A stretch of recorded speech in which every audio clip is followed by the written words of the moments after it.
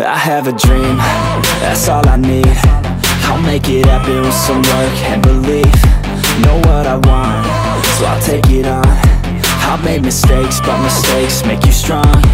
Let's break it down for a minute. I want the crown, I'm gon' get it. You hear me loud, man, I'm winning. Yeah, Charlie Sheen will be grinning. These ladies know that I'm sinning, and this is just the beginning. I'm closing in the ninth inning. There ain't no point in resisting.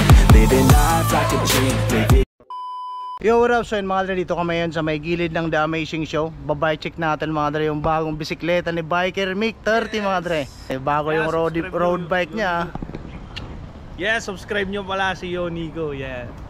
Tignan mga, ayan mga dre, babay check natin yung bago niyang road bike Paxter FRI 800. Ayan mga dre, kitang kita walang daya. So ayan Biker Mick, start tayo. Yung frame nito Biker Mick, ano, alloy no? Oo, alloy yan, alloy. Alloy. Ang kagandahan dito mga dre, tignan nyo, smooth welding na siya. Ayun, dito sa may seat post. Pati yung sa baba, ayun. Kasi karamihan kasi dito lang yung smooth welding. Pagdating dyan sa may ano, sa may crank, wala na. wala na. Then pati yung ano niya, fork niya no. Oo, import. Ano pala sukat ng top tube nito Biker Mick? Nasa ano lang to, 50. 50 top tube. Oo, Seat tapos tube 47. 47. Ano sukat naman sa'yo to pare? Oo, kaya ako nagpalit ng bike. Kasi ano, yung bike ko dati kung mapapansin nyo, ano yun, 50, 53. So kapag naglo-long ride, sumasakit yung likod ko. Kaya so hindi talaga sa ano, hindi siya sukat sa'yo. Pero tumagal ako ng 3 years doon. 3 years din siya yun. Ayun mga dra. Brand new to brand new mga dra. Bago din labas ng Paxter to. Bagong labas ng Paxter. Magkano Roxy mo pare? 27. 27. Oo. Ayun mga dra, may nakita rin tayong ganitong Paxter dun sa ano, pan ride. Kulay Marlboro naman kasi yung ano niya, yung kulay niya is kalahating pula, tas puti. So parang Marlboro siya mga dre. So ayun, start tayo dito sa ano mo, itong drop bar mo. Paxter din yan. Paxter no, alloy din no. Ang kagandahan sa ganito mga dre, tignan nyo, para siyang ano kung di nyo makikita yung pangalan na Paxter, parang siyang ano, Swerks. Oo. Para yung gamit ni Sagan mga dre, ni Peter Sagan. Kasi internal cabling na siya. Para carbon.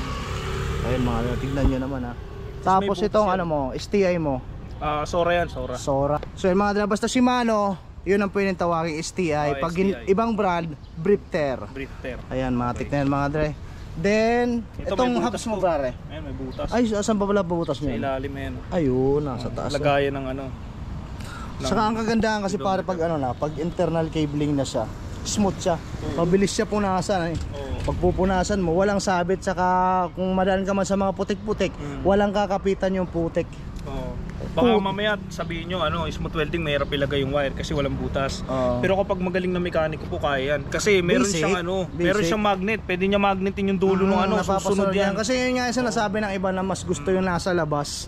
Ngayon, mahirap daw i-install. Nasa ano yan, nasa bike mechanic yan Nasa mekaniko talaga. Mabilis lang naman yan Etong hubs mo brother, ano to? Retro yan, retro. Harap likod no? Oo, retropic ata to. May idea kung magkano yung harap likod ng ganyang hubs? Di ko alam yung idea pero ito kasi upgraded na. Yung mabibili mo na 27 nito, stock lang yung hub nito. Ito kasi 6 pulse na siya. 6 pulse? Oo. Ayan. Bali, hindi kasi anong brand ulit yan? Ayan yan. Retro. Retropic. Yan, Retropic. CNC.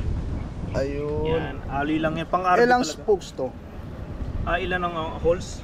Ito kasi nasa 24 kung hindi ako nagkakamali. Same lang ba yan? Harap likod? Oo, same lang. Pero 6 pulse na yan.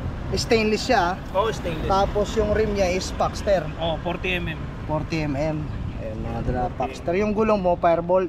Firebolt na anong sukat nito? 700C 28. 700 by 28C.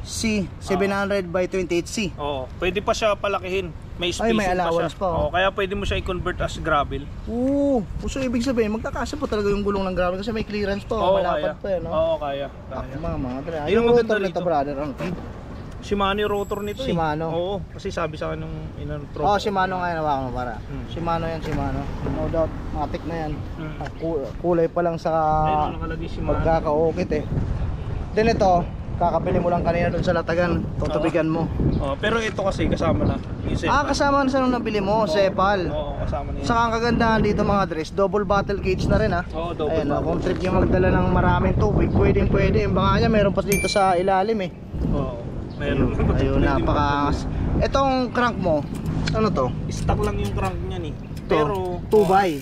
square type. Ilang tit yung malaki niyan para? Parang 50 50 lang. yung pangalawa. 34. 34. Tapos yung FD mo is Shimano Sura. Sora. Ito din, Sora na. Yung kadena mo ano yan? Shimano yan. Shimano rin. Tapos yung RD Shimano Sura din. Ilang tit pala to pare? Alin? Ito? Pinaka ano niya, 32. Yung maliit. Yung maliit niya, 11. Ilan to? 1, 2, 3, 4, 5, 6, 7, 8, 9. So 2x9. Matik na mga dre ha. Tapos ano to? 700 by 28C. Rim yung rim niya is Paxter. Paxter din. Mga dre ha. Tapos yung seat post mo na to, alloy din. Alloy yan. Seat post niyan. Napakangas ang kagandahan dito. Alin na yan. Sad nandito sa loob yung lock niya, di ba? Nandito sa gilid. Sa itong side. Paano pala ikabit yan, Brad? Ayan Ayun. Pinipihit lang. So pero maigpit to maigpit. Matibay to. Maalog-alog no. Tapos yung saddle mo is Paxter din. Ayan mga dra, kung gusto nyo rumoxin ng ganun klaseng road bike matik na ito yung bagong labas ng Paxter. Ayan mga dra, kitang kita, walang daya. Paxter FRI 800, matik na. Tsaka maganda lang dito, pag bumili ka nito, bukod sa hub lang yung papalitan mo, ang papalitan mo dito is yung crank na lang kasi nakasuro na STI, RD, FD, STI. All goods na, di ba? Yung drivetrain niya. So kumbaga talaga pare, kung mag-upgrade ka, crank na lang. Crank na lang, isusuro. Saka itong pedal, no? Kung gusto mong clits. Pero mas bagay naman talaga sa road bike naka-clits. Kasi pag pag road bike ka, tapos naka-flat pedal ka, parang hindi. Kasi mas compatible talaga to sa mga naka-MTB gaya sa atin mga dre. Bibili kayo ng ganito, parang ito na lang talagang crank yung i-upgrade yung mga dre. Yan na lang, tapos ano pa ba? All goods na, di ba? All goods na. Talagang pangbakbakan na talaga. Smooth welding, internal cabling, ang ganda talaga dito. Nakaka-amaze talaga ako. Dito sa part na to. Ang kinis na, no? So, saka ito talaga yung logo ng ng Paxter mga simple lang napakaangas ayan mainit-init pa. Ilang araw na sa'yo ito pare? Isang araw ko lang nakakuha ito. Ano yung dating bike mo? Paxter din ba yun? Atomic yun, old school, 2018. Ilang taon sa'yo yun? 3 years. Ito mukhang mababa na pagsasamahan matagal to. Na. Kaya importante sa inyo guys, pag bibili kayo ng bike, kailangan naka-fit sa inyo. Napakahirap. Sumasakit ang likod ko kapag isisingil lang ng pagtanda mo Kaya kailangan Ibig sabihin para tumatanda ka na talaga. Pag tumanda ka na. Pag tumanda ka na, kailangan. Kaya importante talaga bike fit, naka-bike fit sa'yo. Pero kung gusto niyo naman mga dre magpa-bike fit, may alam ako doon sa amin sa May San Antonio. Ayun. Doon din nagpapa-bike fit si Eloisa. Regaliza. Importante talaga bike fit. Ayun mga dre, napakaangas, na bike check na natin, nalaman din natin kung ano yung mga nakakabit. Tapos ito pala, halos lahat stock pa naman, no? Wala ka pang na-upgrade pare, no? Ito pa lang. Hubs pa lang. Hub, itong rotor niya, Shimano na yan. Rotor na Shimano, yan. But total amount, magkano ulit? 27 kasi yung brand yun ito, pero puro stock. Ngayon kasi, sumobra na kasi kung ibebenta ko to mas mahal na sa 27. Siyempre may in-upgrade ka na napalitan mo na yung hubs Ayun mga dra, 27k. Mga tik na yan napakaangas. Paxter by Biker Make 30. Subscribe nyo mga dra yung YouTube channel niya Pa-plus natin yan sa screen, Biker Make 30 mga dra. Biker Make 30, yan, subscribe nyo. At saka, subscribe nyo, tropa ko si Nico. Ayan, shoutout nga pala sa mga tropa natin dyan, sa mga viewers natin dyan. Huwag nyo kalimutan, pindutin yung notification button. Mahalaga yun at saka huwag kayong mag-skip ng ads. Ayan, malaking tulong yan sa mga gaya namin. Then like, comment, at kung may time pa kayo mga dre, share nyo na rin para mas marami pang mga kapadyak natin yung mainggan yung mag-bike. Palakin pa natin mga dre yung cycling community dito sa Pilipinas. Biker Make 30. Thank you pare. Ride safe lang palagi. Thanks. Whoop whoop.